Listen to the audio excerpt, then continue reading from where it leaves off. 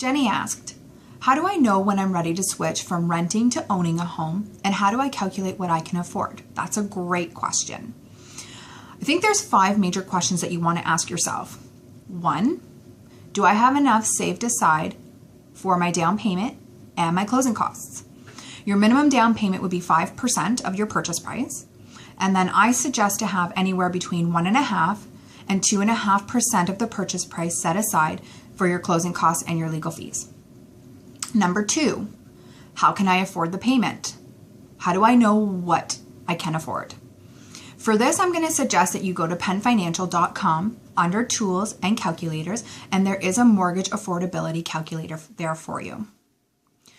Number 3, do I have at least 1 to 2% of my income set aside for maintenance fees? Let's face it, owning a home, something can come up at any time, and you may not be ready for it. Putting this money aside may help you and become a safety net in the times that you may need to do a renovation or 2. Number 4, am I planning on living in this home for more than 3 years? If you're planning on moving around a lot, owning a home is not the decision for you.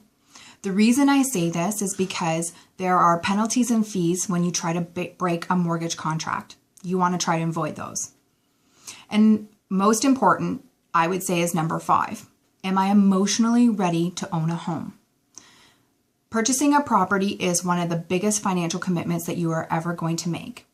And while you are making your rental payment now, you have to consider that there are going to be other obligations for you when buying a home. Things such as your utility bills, any maintenance that you may have incurred, anything along those lines, property taxes. So are you prepared for that? There are other things that I would suggest that you would like to consider as well. It's easy to afford the payments that you have now, but it may not be so easy once you purchase your home and get into the house. So I always suggest if you can pay down as much debt as possible, you probably would be in a better position in purchasing your house. The key thing to remember here is that you don't want to make yourself house poor, meaning you don't want to buy a house that's too expensive for you.